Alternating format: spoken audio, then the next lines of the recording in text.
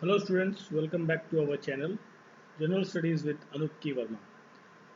तो हम लोग जो है स्टेट पीसीएस के वेरियस सेक्शंस के लिए प्रैक्टिस सेट कर रहे हैं, स्पेशली उत्तर प्रदेश, उत्तराखंड और बिहार के लिए, जिनका एग्ज़ाम आपके अपकमिंग 2-3 महीनों में होने वाले हैं। ठीक है, तो आपके लिए एक इम्पॉर्टेंट इन्फॉर्मेशन तो आपको पता ही लगी गई होगी कि जो आपका बिहार का एग्ज़ाम है, ठीक है, बिहार पब्लिक सर्विस कमीशन का एग्ज़ाम जो अर्लियर था 30 अप्रैल के अंदर, उसको न्यू डेट अनाउंस करी गई है इसकी।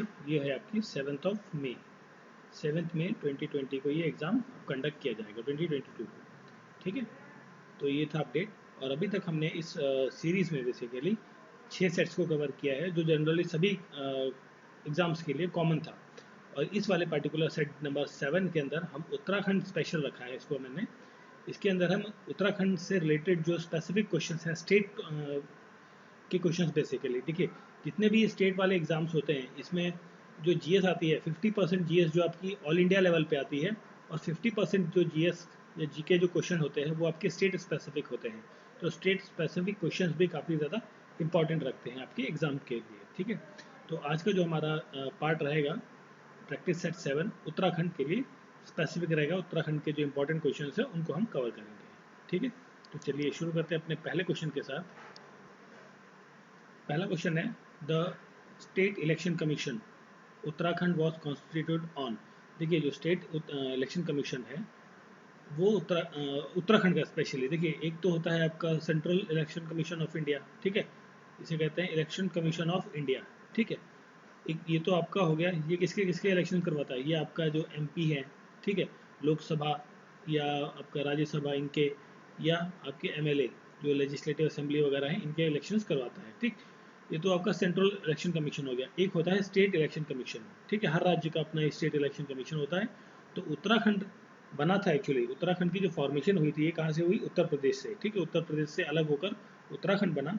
और ये जब बना था, ये डेट इंपॉर्टेंट है, किस दिन इसके फॉर्मेशन डे मनाया जाता है, वो होता है 9 नवंबर 2000 को जो है उत्तराखंड का निर्माण किया गया। ठीक है, तो डेफिनेटली जाहिर सी बात है जब ये नया राज्य बना 2000 के अंदर, तो उसके बाद ही स्टेट का इलेक्शन कमीशन बनेगा। ठीक है, देखिए ये तो डेट हो गई आपकी फॉर्मेशन डेट।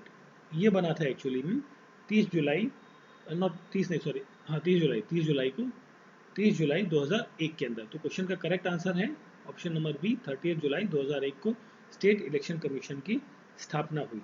ठीक है, और ये किस आर्टिकल के अंदर आता है, ये बेसिकली जो आर्टिकल है आपका आर्टिकल नंबर 243 के एंड 243 जेड ए, इन दो आर्टिकल के तहत स्टेट इलेक्शन कमीशन की जो है फॉर्मेशन की गई। और ये जो स्टेट इलेक्शन कमीशन है ये क्या करता है, एक्चुअली जो लोकल बॉडीज़ है आपकी, local bodies, local government bodies जो हैं उनकी इलेक्शन कंडक्ट कराता है। जैसे आपका म्यूनसिपैलिटीज़ हो गया, या नगर निगम है, पंचायत है, इन सभी के क्या है इलेक्शन करवाता है।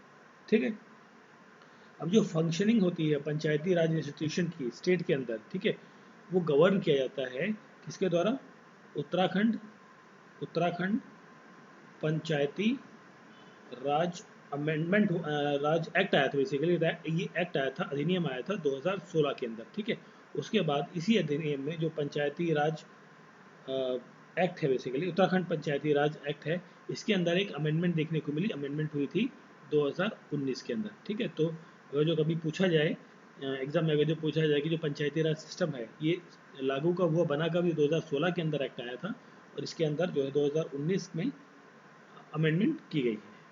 ठीक है, तो ये इंपॉर्टेंट डेट है 30 जुलाई 2001, फॉर्मेशन डे 9 नवंबर 2000 को। चलिए फिर देखिए नेक्स्ट क्वेश्चन है, विच of the following statement is correct regarding Uttarakhand state human right commission. ठीक है, इसको अगर जो हम शॉर्ट में लिखें तो इसे कहते हैं यूके HRC।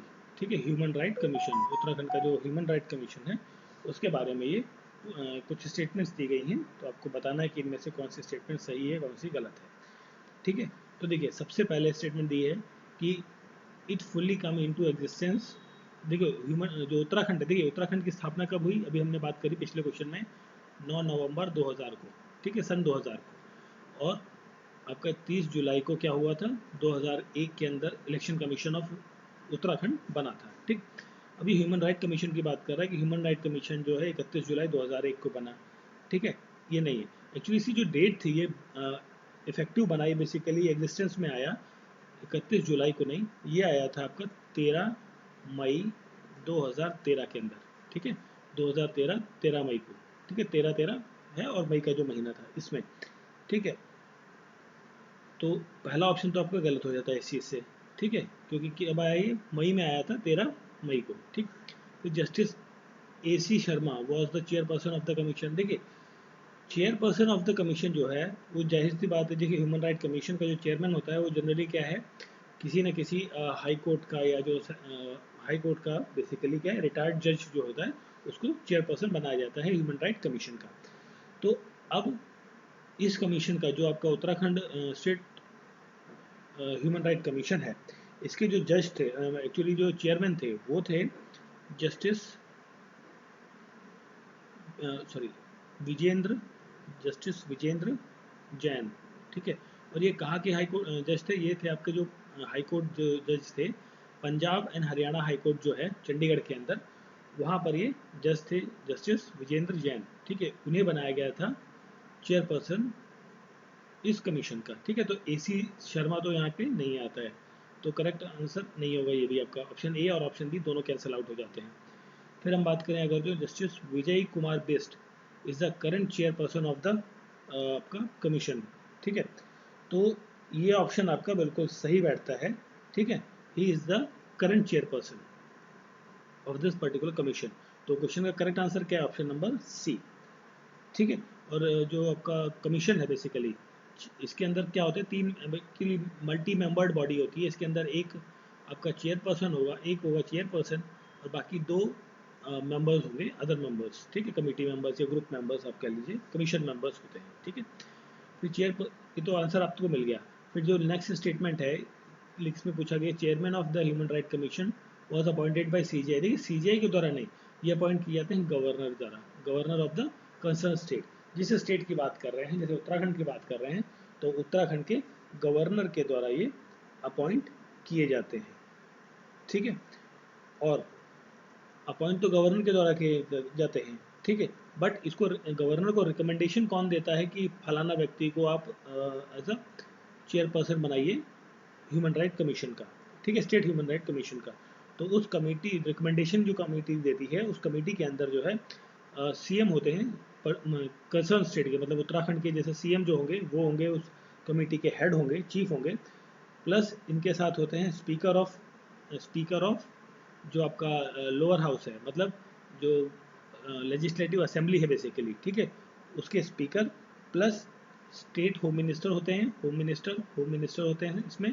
और साथ में होते हैं अपोजिशन लीडर के, जो लेजिस्लेटिव असेंबली है उसके अंदर जो अपोजिशन होगी, अपोजिशन पार्टी, विपक्षी पार्टी, उसके जो अपोजिशन लीडर है वो इस कमेटी के अंदर मेंबर होते हैं। देखिए इसके अंदर 4 मेंबर्स हो गए, CM, स्पीकर, होम मिनिस्टर और अपोजिशन लीडर। तो ये 4 लोगों की कमेटी होती है जो रिकमेंड करती है कि इस व्यक्ति को ह्यूमन राइट कमीशन का चेयरपर्सन बनाना है, ठीक है। किसको रिकमेंड करती है, गवर्नर को। तो फिर गवर्नर जो है उसकी अपॉइंटमेंट करते हैं, ठीक है। चलिए फिर देखते हैं नेक्स्ट क्वेश्चन है। नेक्स्ट क्वेश्चन में पूछा गया है कि how many womens have been have had the position of CM, ठीक है, इन उत्तराखंड टिल नाउ। देखिए उत्तराखंड का जो गठन हुआ ये सन 2000 के अंदर हुआ, ठीक है, तब से लेके अभी 2022 चल रहा है, ठीक। तो इस ड्यूरेशन में ये जो टर्म की बात आए तो लगभग 5.5 साल के आसपास का जो है, 5 साल के हिसाब से अब बात करें तो टर्म बनता है, ठीक। तो इस ड्यूरेशन में उत्तराखंड के अंदर कोई भी ऐसी फीमेल पर्सन नहीं हुई जो एज अ CM अपॉइंट हुई हो। तो क्वेश्चन का करेक्ट आंसर है नन ऑफ द अबव। देखिए यहाँ पर जो CM है, CM जो होता है वो होता है एक्चुअल में डिफैक्टो एग्जीक्यूटिव अथॉरिटी, ठीक है। CM एक्ट करता है किसकी तरह, डिफैक्टो एग्जीक्यूटिव अथॉरिटी की तरह, ठीक है। और जो गवर्नर है, governor as a de facto administrative की तरह काम करता है, ठीक है।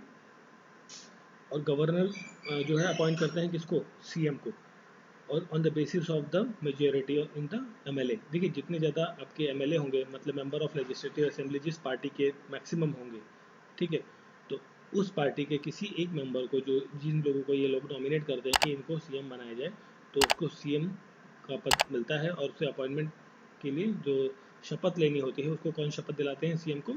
Governor of the concern state. ठीक है। और उत्तराखंड की जो कैपिटल है उसका नाम है देहरादून। ठीक है, देहरादून। ठीक। चलिए फिर हम बात करते हैं, इस पर एक और इम्पोर्टेंट क्वेश्चन आ रहा है कि the first chief minister of Uttarakhand, first chief minister जो उत्तराखंड के हैं वो कौन है इनमें से? ठीक है, वो है नित्यानंद स्वामी।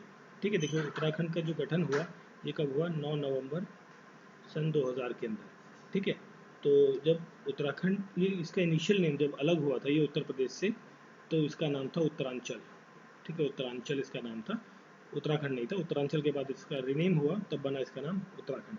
और इस टाइम पर जो सीएम थे बेसिकली वो कौन थे? नित्यानंद स्वामी। ठीक है, और इनका जो टर्म पीरियड की हम बात करें तो ये 9 नवंबर 2000 से लेकर 29 अक्टूबर 2001 तक जो है सीएम रहे। ठीक है, उसके बाद ये एक्चुअली कौन सी पार्टी से थे? जो भारतीय जनता पार्टी है, बीजेपी, उसके एक लीडर थे जो सीएम बने थे उत्तराखंड के सबसे पहले। ठीक, इन्होंने ओथ ली थी एज अ उत्तरांचल स्टेट की। ठीक, उसके बाद इन्होंने 29 अक्टूबर को रिज़ाइन दे दिया। उन किसके कहने पर? जो पार्टी के लीडर्स हैं उनके, पार्टी के लीडर्स के कहने पर नित्यानंद स्वामी ने रिज़ाइन दे दिया। और उनकी जगह पर जो नए सीएम बने, सेकंड सीएम की अगर जो हम बात करें तो वो थे आपके भगत सिंह कोश्यारी। भगत सिंह कोश्यारी। ठीक है, और जो भगत सिंह कोश्यारी हैं ये आज की डेट में महाराष्ट्र के गवर्नर हैं। ठीक है, महाराष्ट्र में गवर्नर हैं भगत सिंह कोश्यारी। क्लियर? इस क्वेश्चन में पूछा गया है कि what is the strength of Uttarakhand state legislative assembly. जो उत्तराखंड की जो विधानसभा है उसके अंदर जो नंबर ऑफ एमएलएज हैं, ठीक है, मेंबर ऑफ एमएलए, ठीक है, मेंबर ऑफ लेजिस्लेटिव असेंबली के जो लोग हैं उनकी संख्या कितनी है, ये पूछा गया। तो इस टर्म में अगर जो हम बात करें तो क्वेश्चन का करेक्ट आंसर ये होगा आपका 70। ठीक है, प्रेजेंट टाइम पर 70 है। ठीक, अब उत्तराखंड के अंदर जो है यूनिकैमरल लेजिस्लेटिव सिस्टम है। देखिए यूनिकैमरल क्या होता है? यूनिकैमरल का मतलब होता है यहाँ पर सिर्फ जो है लेजिस्लेटिव असेंबली है। ठीक है, एल लेजिस्लेटिव काउंसिल नहीं है। मतलब देखिए जैसे होता है कई स्टेट्स में, जैसे उत्तर प्रदेश है आपका, तो उत्तर प्रदेश के अंदर लेजिस्लेटिव असेंबली भी है और लेजिस्लेटिव काउंसिल भी है। ठीक है, और इसे कहते हैं आपका लोअर हाउस हो गया, ये आपका अपर हाउस हो गया स्टेट के लेवल पे। ठीक, तो यहाँ पर सिर्फ लोअर हाउस है, सिंगल हाउस है लेजिस्लेटिव असेंबली, इसीलिए कहते हैं इसे unicameral legislature of the Indian state of Uttarakhand. ठीक है, और यहाँ की कैपिटल हमने बात कर ही ली है, क्या है? देहरादून।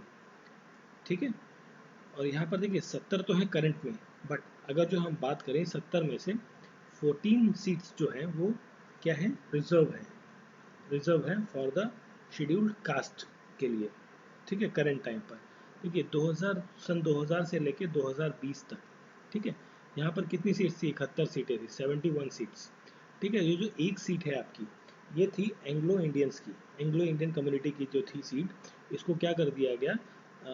एक अमेंडमेंट आया था, 104 अमेंडमेंट एक्ट, कॉन्स्टिट्यूशनल अमेंडमेंट था ये, संसद में पास हुआ, पार्लियामेंट के अंदर। ठीक है, और इसकी डेट थी एक्चुअली 20 आपकी जनवरी 2020। ठीक है, इस डेट में ये अमेंडमेंट किया गया कॉन्स्टिट्यूशन के अंदर कि जो आपकी ये सीट है, ठीक, अमेंडमेंट 20 नहीं था एक्चुअली, ये आया था इसमें, अमेंडमेंट हुआ था ये वाला, सॉरी ये डेट नहीं है, अमेंडमेंट हुआ था 104 वाला जो, इसके लिए जो ये ईयर था बेसिकली, एक्ट था कॉन्स्टिट्यूशनल अमेंडमेंट एक्ट 2019 था ये। ठीक है, और इस डेट में ये जो 25 तारीख मैंने बताई अभी आपको, ठीक है, इस डेट में ये इनेक्ट हुआ था स्टेट्स के अंदर कि स्टेट में जो एक सीट है एंग्लो इंडियन स्टेट की सीट है जो कम्युनिटी की उत्तराखंड विधानसभा के अंदर, उसको ख़त्म कर दिया गया। तो ये जब ख़त्म कर दी गई एक सीट तो कितने बच गए? 70 सीटें बच गई जो एट प्रेजेंट यहाँ पर हैं। ठीक है, चलिए फिर हम बात करते हैं नेक्स्ट क्वेश्चन की। तो क्वेश्चन ये है कि what is the tenure of the chairman of Uttarakhand public service commission.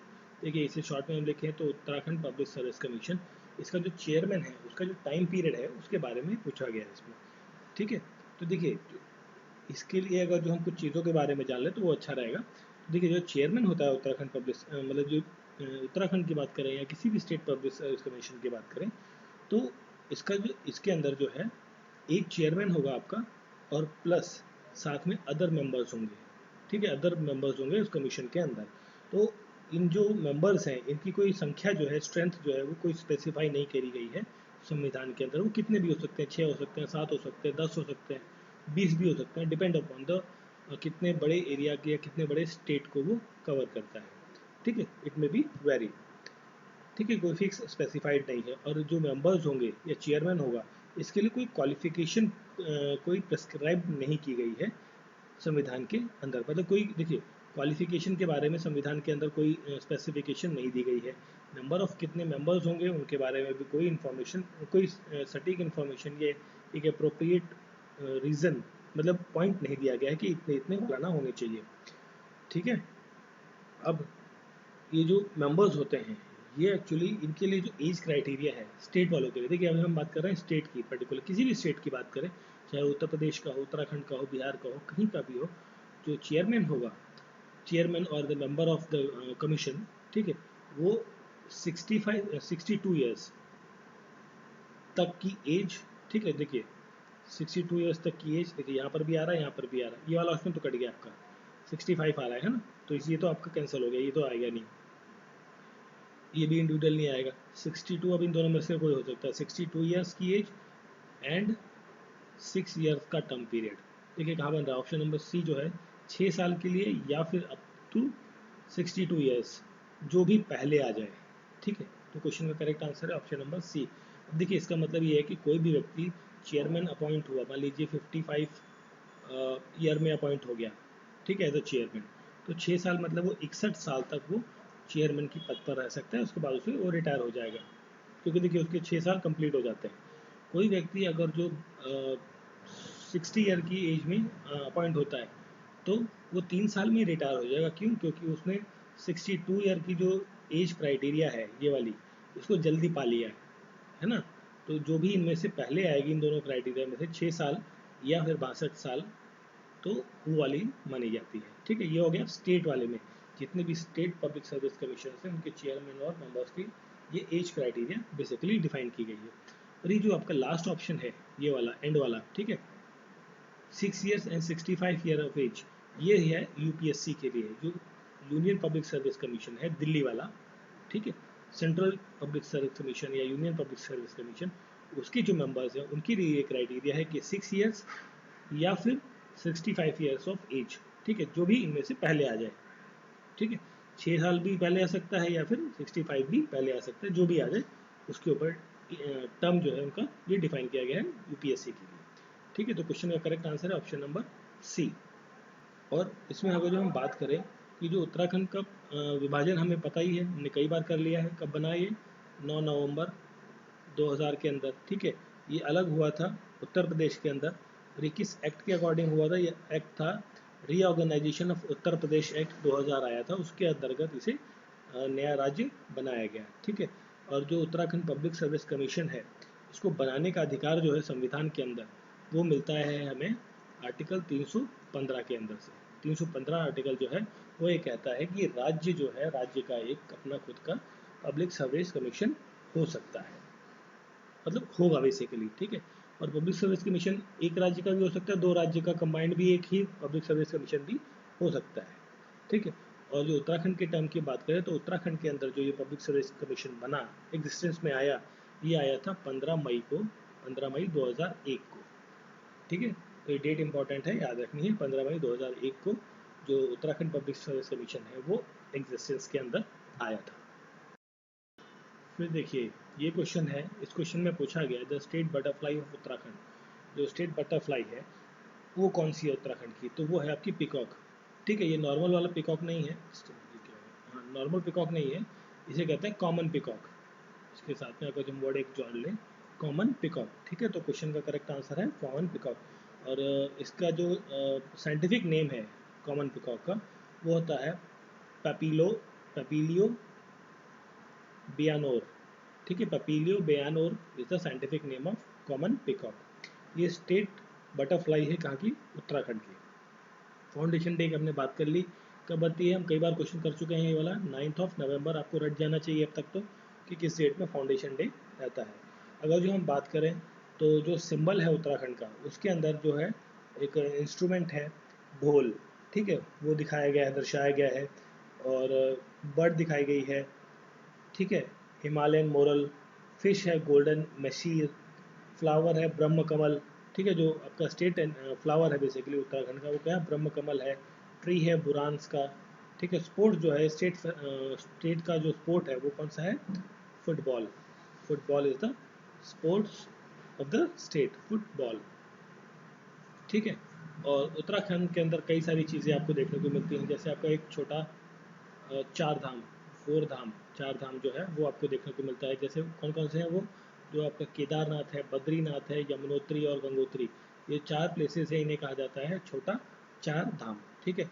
और फॉरेस्ट रिसर्च इंस्टीट्यूट, ठीक है, FRI, ये कहाँ पर सिचुएटेड है आपका, ये आपका देहरादून के अंदर है, ठीक है। नेशनल इंस्टीट्यूट ऑफ हाइड्रोलॉजी, ये कहाँ पर है, ये आपका है रुड़की के अंदर, ठीक है, रुड़की, ठीक है। और जो कुंभ मेला है आपका, ठीक है, महाकुंभ मेला जो है, फेयर जो है वो, ये कहाँ पर आयोजित किया जाता है, हरिद्वार के अंदर, उत्तराखंड में हरिद्वार के अंदर आयोजित किया जाता है, ठीक है।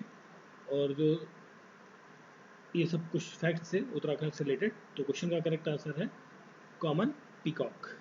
फिर है next question, which of the following river originate from धुलौती रेंज। जो धुलौती रेंज है बेसिकली, ये जो ये आपका जो तहसील है बेसिकली, शुरुआत होती है धुलौती रेंज की तालीसेन तहसील से। तालीसेन तहसील जो कि पूर्वी गढ़वाल का इलाका है, पूर्वी गढ़वाल का जो इलाका है, डिस्ट्रिक्ट है, वहाँ से ये रेंज शुरू होती है आपकी, ठीक है। और नॉर्थ साउथर्न में जाती है, मतलब देखिए ये इस तरीके से नॉर्थ टू साउथ इस तरीके से ये रेंज जाती है। यहाँ से ये आपका पूर्वी गढ़वाल है, यहाँ से शुरू होकर इस तरीके से धौलौती रेंज मूव करती है उत्तराखंड के अंदर, ठीक है। और ये कई सारी चीज़ों का ग्लेशियर सोर्स है, बेसिकली सोर्स ऑफ रिवर है कई सारी रिवर्स का। तो जिनमें से एक है आपकी, जिसे कहते हैं नयार ईस्ट और नयार वेस्ट, ठीक है। तो क्वेश्चन का करेक्ट आंसर है नयार ईस्ट और नयार वेस्ट, जो है इसका सोर्स ऑफ ओरिजिन यहीं पर देखने को मिलता है। और साथ में एक राम गंगा है, राम गंगा, ठीक है। राम गंगा के बारे में तो आप जानते ही होंगे, इस नाम को काफ़ी फैमिलियर होंगे। ये रिवर भी आपकी जो है इसी रेंज से फ्लो होती है, ठीक है। अब इसमें एक दिया हुआ है रूपिन एंड सुपिन, ठीक है। ये रूपिन सुपिन जो है ये अट्रैक्टिव वैलीज हैं, कहाँ पर, गढ़वाल हिमालयन रेंज के अंदर। जो गढ़वाल हिमालयन रेंज है, गढ़वाल हिमालयन रेंज, उसके अंदर जो ये दो अट्रैक्टिव वैलीज हैं बेसिकली, ठीक है। और ये दोनों पार्ट है किसका, गोविंद वाइल्ड लाइफ सेंचुरी का, ठीक है। जो उत्तरकाशी डिस्ट्रिक्ट है, उत्तरकाशी डिस्ट्रिक्ट जो है उत्तराखंड का, वहाँ पर वाइल्ड लाइफ सेंचुरी है एक, गोविंद वाइल्ड लाइफ सेंचुरी, उसका पार्ट है रुपिन एंड सुपिन, ठीक है। ये दोनों क्या है, वैलीज हैं बेसिकली उत्तराखंड के अंदर, ठीक है। फिर आपका एक नाम दिया हुआ है मंदाकिनी एंड नंदाकिनी, ठीक है। जो मंदाकिनी है, मंदाकिनी क्या है, एक ट्रिब्यूटरी है किसकी, अलकनंदा, जो अलकनंदा रिवर है उसकी ट्रिब्यूटरी है मंदाकिनी। और जो ओरिजिनेट होती है छोराबरी, जो केदारनाथ है, छोराबरी, छोराबरी, ठीक है, छोराबरी एक्चुअली ओरिजिनेट कहाँ से होती है मंदाकिनी, छोराबरी से, ठीक है। और ये कहाँ पर है, जो आपका केदारनाथ है, केदारनाथ, केदारनाथ प्लेस जो है उसके पास में एक जगह है, वहाँ से ये ओरिजिनेट होती है उत्तराखंड के अंदर, मंदाकिनी रिवर, जो कि ट्रिब्यूटरी है अलकनंदा की, ठीक। और मंदाकिनी जो है is feed by Vishnu Ganga river eight Sonprayag, ठीक है। सोनप्रयाग में विष्णु सोनप्रयाग में विष्णु गंगा के द्वारा इसमें पानी आता है, ठीक है, मंदाकिनी के अंदर, ठीक है। और ये अलकनंदा को ज्वाइन करती है कहाँ पर, देखिए अलकनंदा में तो ज्वाइन होती है कहाँ पर, इसके लिए भी इंपॉर्टेंट पॉइंट है, कहाँ पर ज्वाइन होती है, जो रुद्रप्रयाग, रुद्रप्रयाग नाम की जो जगह है वहाँ पर ये ज्वाइन होती है मंदाकिनी और अलकनंदा। इंपॉर्टेंट चीज़ है, याद रखना है, ठीक है। फिर नेक्स्ट है चंद्रभागा।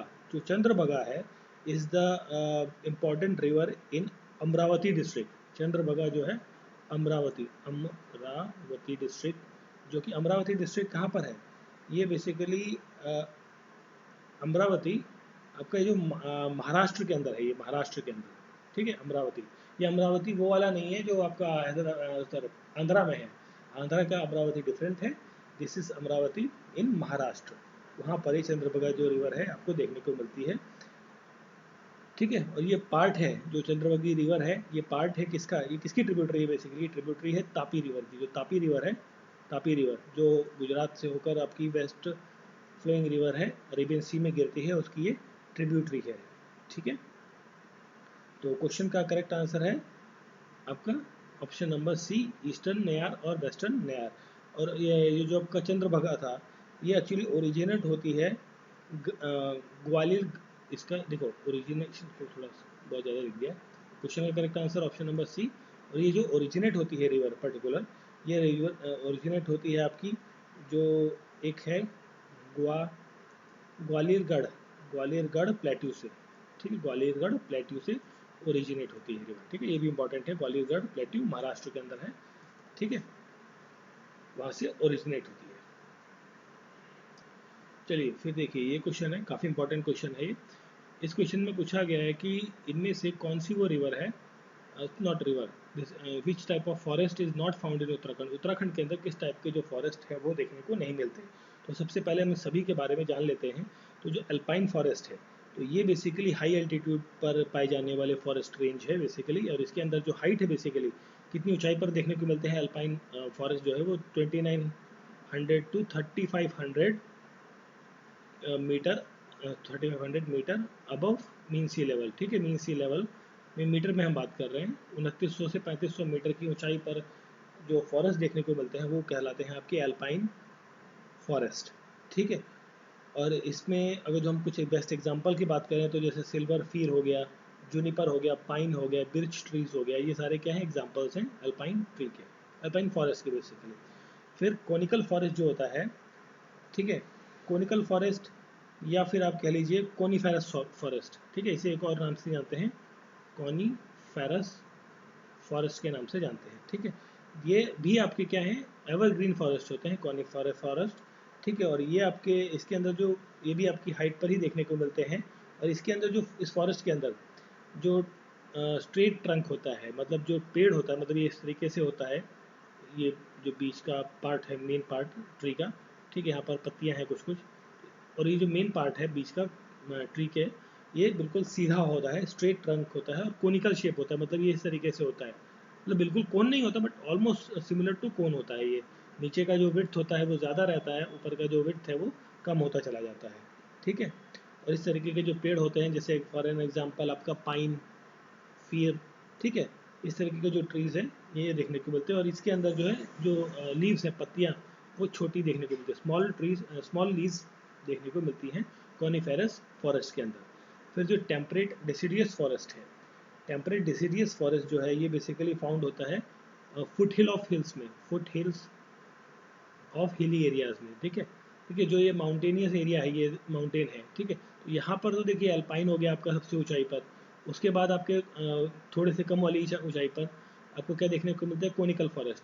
और फिर जो बाहर वाला एरिया लैंड, मतलब ये फुट हिल है, जहाँ पर पहाड़ खत्म हो जा रहे हैं ऑलमोस्ट, वहाँ पर डेसिडियस फॉरेस्ट देखने को मिलते हैं, जहाँ पर जैसे आपके चीर के पेड़ है या दियोदर के पेड़ है, इस तरीके के जो फॉरेस्ट हैं वो यहाँ पर देखने को मिलते हैं। ठीक है, अब देखिए ये सारे क्या हैं, पहाड़ों पर पाए जाने वाले फॉरेस्ट हो गए। ये ट्रॉपिकल एवरग्रीन फॉरेस्ट है, ये आपका पहाड़ों पर नहीं मिलता है, ये कहाँ मिलता है।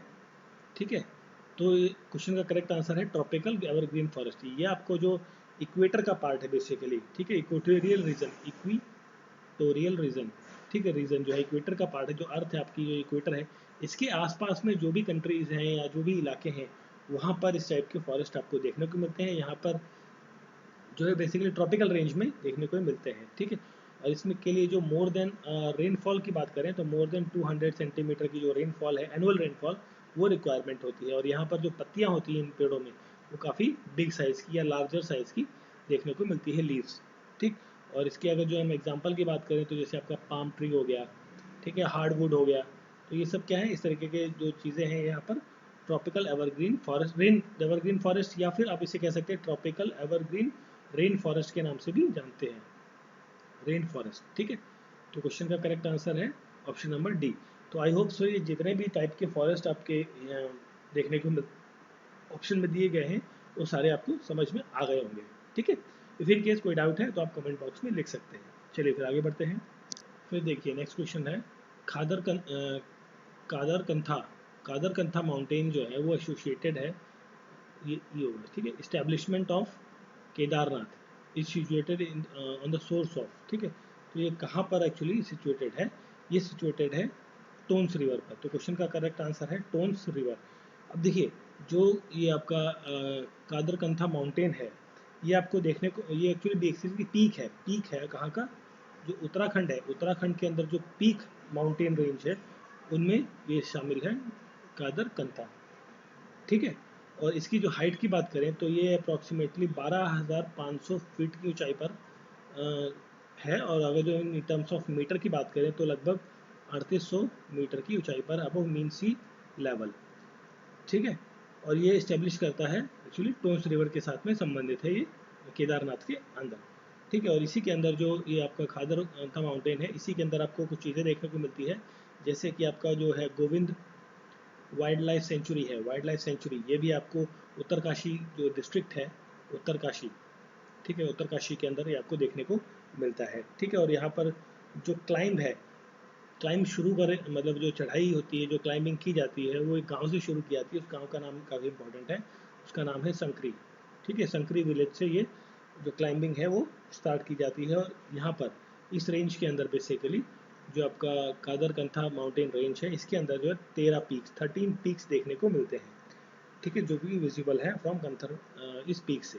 इस पर्टिकुलर पीक पे आप खड़े होंगे तो आपको 13 और डिफरेंट पीक्स भी नज़र आएंगे, ठीक है। और यहाँ पर एक लेक है, इंपॉर्टेंट क्वेश्चन है, लेक है, उस लेक का नाम है जुदा का तालाब, जादू का तालाब या जुदा का तालाब कह लीजिए, जुदा का तालाब, ठीक है। जो यहाँ के लोग हैं जो इस तालाब के आसपास रहते हैं, वो ये कहते हैं, उनका कहना है कि जो लॉर्ड शिव है, भगवान शिव, वो यहाँ पर आकर, इस पर्वत पर आकर, इस चोटी पर आकर उन्होंने मेडिटेशन या अपना साधना की थी, ठीक है। और ये जो जुदा का तालाब है, इसकी ऊंचाई की बात करें तो 27,786 मीटर की हाइट है इसकी मीन सी लेवल पर। और यहाँ तक पहुँचने के लिए अप्रॉक्सीमेटली 4 दिन का समय लगता है क्लाइंब करने में, ठीक है। तो ये सब कई सारी चीज़ें थी कादरकंथा माउंटेन से संबंधित। और अगर जो हम बात करें तो क्वेश्चन का करेक्ट आंसर टोन्स रिवर, क्लियर। अब यहाँ पर देखिए कुछ और चीज़ें आती हैं, जैसे आपका केदारनाथ है, ठीक है, केदारनाथ तो ये कहाँ पर लोकेटेड है, ये आपका 223 किलोमीटर दूर है, कहाँ से, ऋषिकेश से। जो ऋषिकेश जगह है, ऋषिकेश उत्तराखंड के अंदर, ऋषिकेश, वहाँ से 223 किलोमीटर की दूरी पर है उत्तराखंड के अंदर। और ये जो मंदाकिनी है, मंदाकिनी रिवर के काफ़ी पास है, ठीक है। Kedarnath near to Mandakini river, ठीक है, जो कि 3583 मीटर की ऊंचाई पर है, ठीक है। और जो टोन्स रिवर है, ठीक है, टोन्स रिवर ये एक्चुअली क्या है, एक लार्जेस्ट ट्रिब्यूटरी है किसकी, यमुना की। यमुना जो रिवर है आपकी, उसकी ट्रिब्यूटरी है, सबसे बड़ी ट्रिब्यूटरी है टोन्स रिवर यमुना की। और यमुना किसकी ट्रिब्यूटरी है, ये है गंगा की ट्रिब्यूटरी, ठीक है। और जो आपका टोन्स रिवर है, ये आपको कहाँ कहाँ फ्लो होकर मिलती है, ये आपको हिमाचल प्रदेश में और उत्तराखंड में, इन दो जगहों पे मोस्टली फ्लो होती है, ठीक है। और जो काली रिवर यहाँ पे दिया हुआ है, काली रिवर, तो काली रिवर जो है ये कलापानी कलापानी रीजन, ठीक है। ये बेसिकली कहाँ पर है, इंडिया एंड नेपाल बॉर्डर पर ये रिवर इन दो एरियाज में बेसिकली देखने को मिलती है, कलपानी रीजन में काली रिवर, ठीक है। और इसी रिवर को दूसरे नाम से भी जाना जाता है, शारदा रिवर के नाम से जाना जाता है काली रिवर को। और काली गंगा उत्तराखंड के अंदर काली गंगा के नाम से जाना जाता है ऐसे, ठीक है, जो भी। और फिर जाकर ये काली रिवर जो है आगे जाके घग्गर में ज्वाइन होती है, घग्गर जो रिवर है, घग्गर रिवर जो उत्तर प्रदेश के अंदर बहती है। और जो घग्गर जो है ये गंगा की ट्रिब्यूटरी है, गंगा की ट्रिब्यूटरी है, देखिए। काली रिवर आपकी, काली रिवर या शारदा रिवर जो है वो घग्गर रिवर की ट्रिब्यूटरी है, और घग्गर रिवर कुल मिला के गंगा की ट्रिब्यूटरी है। तो जितनी भी रिवर्स हैं फाइनली जाके कहाँ मिल रही हैं, गंगा में मिल रही हैं। और यहाँ पर जो है शारदा बैराज भी देखने को मिलता है, ठीक है। और एक इंपॉर्टेंट क्वेश्चन, ये कोशी रिवर से, तो क्वेश्चन का correct answer A, Kosi river के बारे में भी हम थोड़ा सा जान लेते हैं। तो कोशी रिवर जो है ये बेसिकली कहाँ पर आपको देखने को मिलती है, ये तिब्बत वाला जो इलाका है, तिब्बत है, नेपाल और इंडिया, ठीक है। ये इन 3 देशों के अंदर बेसिकली फ्लो होती है कोशी रिवर। कोशी रिवर को सौरो ऑफ बिहार भी कहा जाता है, ठीक है।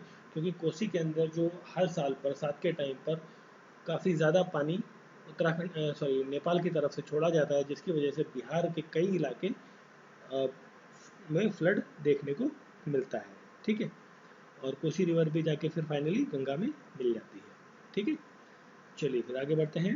तो ये था आपका पार्ट सेट 7। ठीक है, जिसमें हमने मोस्टली इम्पोर्टेंट क्वेश्चंस किए। इसके अंदर हमने थोड़ा सा पॉलिटिकल क्वेश्चंस और जियोग्राफिकल क्वेश्चंस को कवर किया है उत्तराखंड से रिलेटेड। ठीक है, तो और भी क्वेश्चंस हैं इन टॉपिक से रिलेटेड, और उत्तराखंड के जो इकोनॉमिक सिनारियो है या हिस्टोरिकल सिनारियो है उनसे रिलेटेड जो भी इंपॉर्टेंट क्वेश्चंस हैं हम उनको कवर करेंगे। ठीक है, तो आई होप सो आपको वीडियो अच्छा लगा होगा, तो प्लीज़ लाइक, सब्सक्राइब और बेल आइकन प्रेस करें और अपने दोस्तों के साथ शेयर करें। मिलते हैं नेक्स्ट वीडियो में। Thank you for watching.